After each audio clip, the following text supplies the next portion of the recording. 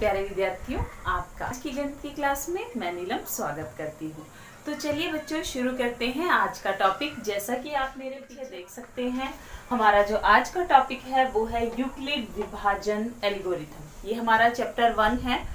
पर इसको शुरू करने से पहले चलिए आइए चलते हैं आपकी पिछली क्लासेस में जब आपने दो संख्याओं को भाग करना सीखा था। तो चलिए थोड़ा सा वही रिवाइज करते हैं और वहीं से लेकर आते हैं यूक्लिड एल्गोरिथम।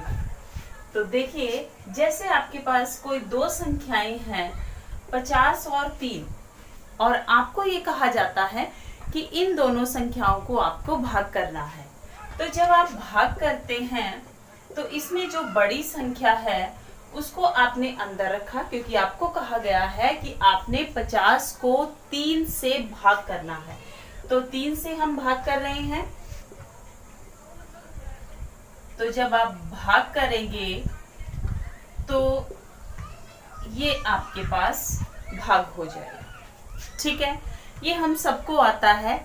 ये मैं क्यों करवा रही हूं, आइए जानते हैं। जिस संख्या से बच्चों आपने भाग किया वो क्या कहलाता है? वो आपका कहलाता है भाजक।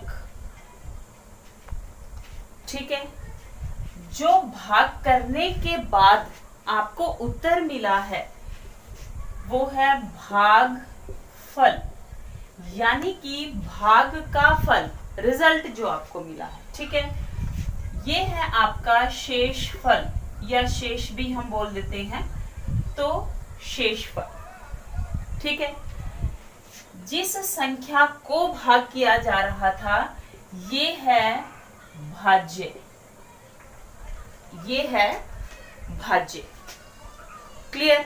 तो अब अगर हम इन दो संख्याओं को भाग कर रहे हैं तो भाग करने के बाद हमने इसके अलग अलग हिस्से को जाना कि कौन सा हिस्सा क्या कहलाता है।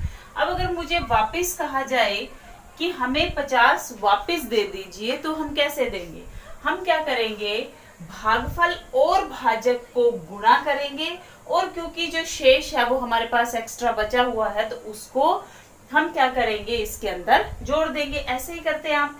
तो 16 गुणा 3 प्लस आपका शेषफल 2। तो यानी कि आपने क्या किया कि भाज्य को प्राप्त करने के लिए आपने भागफल को गुणा किया, फल को गुणा किया भाजक से। शेषफल है वो उसके अंदर जोड़ दिया और आपको आपका भाज्य मिल जाएगा। ठीक है, चलिए यहीं से चलते हैं यूक्लिड की तरफ। तो यूक्लिड कहते हैं कि ये जो भाज्य और भाजक है इसको कोई दो संख्याएं क्योंकि हर प्रश्न में बदलेगी, तो हम जब जनरल बात करते हैं तो हम कुछ अल्फाबेट्स को ही संख्याएं मान लेते हैं। तो हमने यहाँ पर लिया कि मान लो A और B हमारे पास कोई दो संख्याएं हैं। ठीक है, यहाँ पर A और B कोई दो संख्याएं हैं जिसमें जो B है वो A से बड़ा है। जैसे यहाँ तो हम देख सकते हैं ना कि 50 3 से बड़ा है, लेकिन यहाँ हम नहीं देख पा रहे हैं कि जो A और B है, यहाँ हमें बताना पड़ेगा कि दोनों में संख्या जो है वो बड़ी कौन सी है। ठीक है, तो हमने बताया कि जो संख्या B है वो बड़ी है संख्या A से। ठीक है, यानी कि आपका जो भाज्य है वो हो गया B, आपका जो भाजक है वो हो गया A।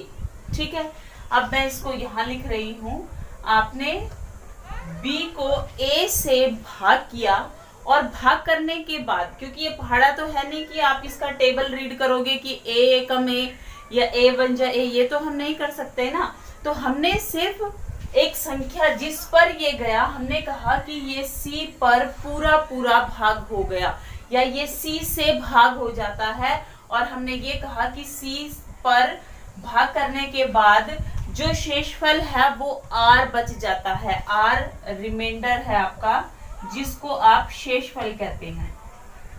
क्लियर हो गया? शेषफल को ही इंग्लिश में रिमाइंडर बोला जाता है। क्लियर हुआ? आप A का पहाड़ा पढ़ रहे हैं कहां तक? C तक।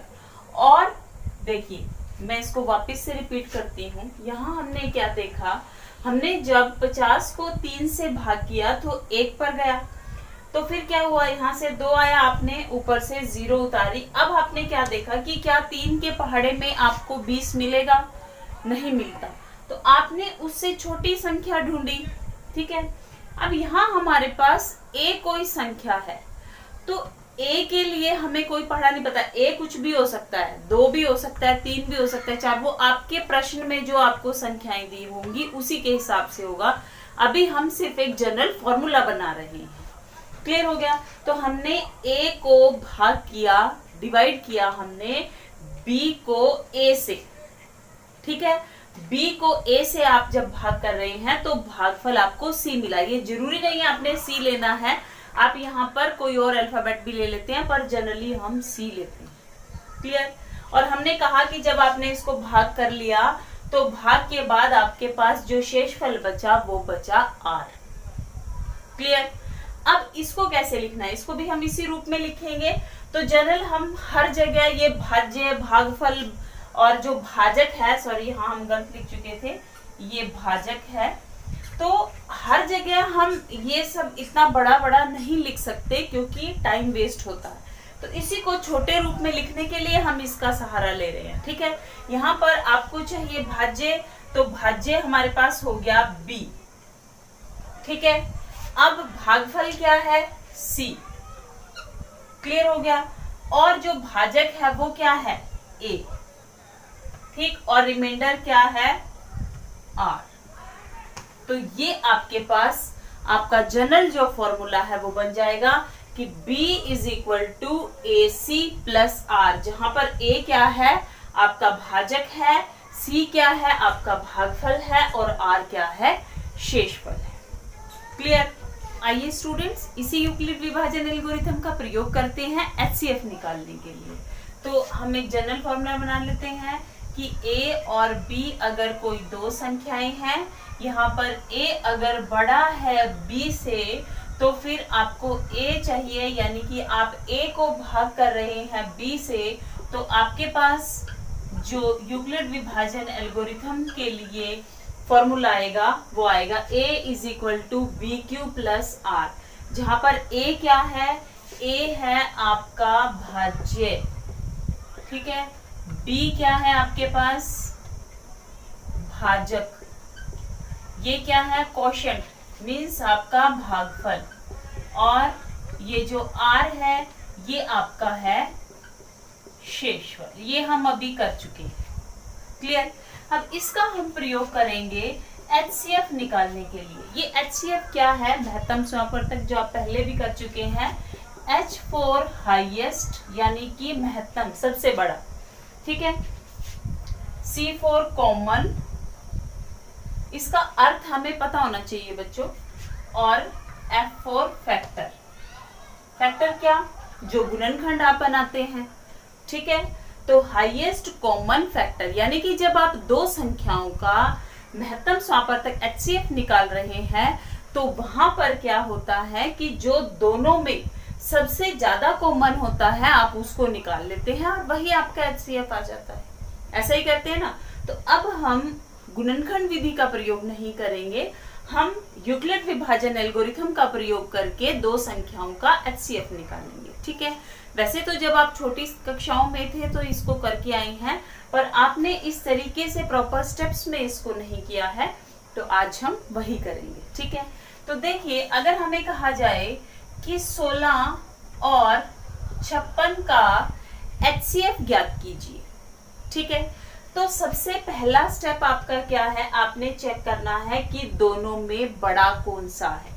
तो आपने देखा पहला स्टेप हुआ कि जो 56 है वो बड़ा है किससे, 16 से। तो आपका यहाँ पर क्या क्लियर हुआ, ये क्लियर हुआ कि आपने 56 को भाग करना है, 16 से। ठीक है, तो 16 के पहाड़े में 56 3 पर जाएगा। क्लियर हो गया? यहां तक हमारा पहला स्टेप हो गया। अब हम इसको वापस यूक्लिड विभाजन एल्गोरिथम का प्रयोग करके लिखेंगे। तो a है आपका भाज्य, यानी कि 56 बराबर b क्या है आपका भाजक, यानी कि 16। ठीक है, गुणा क्यू, क्यू क्या है आपका भागफल यानी कोशेंट 3, प्लस आर मतलब शेषफल यानी कि 8। क्लियर, ये हो गया पहला स्टेप। अब हम तब तक भाग करते रहेंगे जब तक कि शेषफल 0 नहीं आ जाता। तो देखिए यहाँ शेषफल 8 है, अब क्या करेंगे, 8 छोटा है 16 बड़ा है, तो अब आप क्या करेंगे, 16 हो जाएगा आपका भाज्य और 8 हो जाएगा भाजक। क्लियर, तो 8 के पहाड़े में आप 16 भाग कर सकते हैं आराम से। तो 8 के टेबल में जो 16 है वो 2 पर डिवाइड हो जाता है, तो ये शेषफल कितना आ गया, 0। तो आपने तब तक भाग करते जाना है जब तक आपका शेषफल 0 नहीं हो जाता। अब आप उसको भूल जाएंगे, आपका ये स्टेप है। यहाँ पर आपका जो भाज्य है ये हो गया, यहीं से एज इट इज भी देख सकते हैं, इज इक्वल टू, अब ये हो गया आपका, ठीक है, ये हो गया आपके पास भाजक गुणा ये आपके पास हो गया भागफल प्लस ये 0 हो गया शेषफल। क्लियर है। अब यहां से HCF कैसे पता चला, जिस संख्या ने, जिस लास्ट वाले भाजक ने आपकी मदद की शेषफल को शून्य करने में, वही आपका HCF। क्लियर, तो यहाँ पर लास्ट वाली संख्या जिससे आपने भाग किया था, जिसके कारण आपको शेषफल 0 मिला, वो हो गया 8। तो यहाँ पर जो आपका HCF होगा वो क्या हो जाएगा, 8। क्लियर, कब तक चलना है, जब तक शेषफल 0 नहीं हो जाता। क्लियर, तो चलिए लेते हैं एक और क्वेश्चन। और यहाँ की एक्सरसाइज 1.1 से क्वेश्चन नंबर 1 का फर्स्ट पार्ट है 135 और 225 का HCF यूक्लिड विभाजन एल्गोरिथम द्वारा आपने प्रयोग हल करना है। ठीक है, अब फर्स्ट स्टेप हमारा क्या रहेगा, आपने चेक किया कि दोनों संख्याओं में बड़ी संख्या कौन सी है। तो आपने देखा कि 225 बड़ा है 135 से। ठीक, तो पहला स्टेप क्या होगा आपका, आप भाग करेंगे 225 को 135 से। ठीक है, ये 1 पे जाएगा, 1 3 5, तो 0 और यहां से आपके पास आ जाएगा 9। क्लियर, पहला स्टेप हो गया। तो चलिए लिखते हैं 225 यानी कि भाज्य बराबर ये दोनों गुणा करके, ठीक है, 135 गुणा 1 जमा शेषफल हो गया 90। ठीक, ये हो गया आपका पहला स्टेप। अब आपने क्या देखा, 90 शेषफल है, ये छोटा है और 135 बड़ा है। अब 135 को आपने बना लेना है भाज्य। ठीक है, तो भाग करेंगे 90 से, तो कितने पर जाएगा, फिर से 1 पर। क्लियर, अब इस स्टेप को भी यहां लिखेंगे 135 भाज्य बराबर भाजक गुणा 1 जमा शेषफल हो गया 45। क्लियर, अब फिर से आपने देखा कि 45 जो है वो आपका छोटा है और 90 बड़ा है, तो अब इसको, ठीक है, 45 के टेबल में आप देखेंगे तो 2 पर 90 यानी कि 90 आ जाएगा और पूरा पूरा भाग हो जाएगा, यहाँ शेषफल 0 हो जाएगा। तो देखिए लास्ट वाला स्टेप लिखेंगे 90 यानी कि 90 बराबर 45 गुना 2 जमा 0। तो अब आप कह सकते हैं कि 135 और 225 का HCF क्या होगा, बिल्कुल सही सोचा आपने, 45। क्यों, क्योंकि लास्ट वाला जो आपका भाज्य है, लास्ट वाला जो भाजक है, जिसके कारण आपका जो शेषफल है वो 0 हुआ, वही आपका HCF। तो है ना ये आसान। तो बच्चों आज हमने पढ़ा यूक्लिड विभाजन एल्गोरिथम। विभाजन क्या है, विभाजन भाग के द्वारा बांट कर, ठीक है, और यूक्लिड मैथमेटिशियन थे। क्लियर हो गया। तो चलिए इसी से रिलेटेड कुछ होमवर्क मैं आपको दे रही हूँ, आप अपना होमवर्क करेंगे और मुझे होमवर्क ग्रुप में भेजेंगे। आपका कोई डाउट है तो आप पूछ सकते हैं, और कमेंट में भी आप कमेंट करके पूछ सकते हैं या फिर मुझे व्हाट्सएप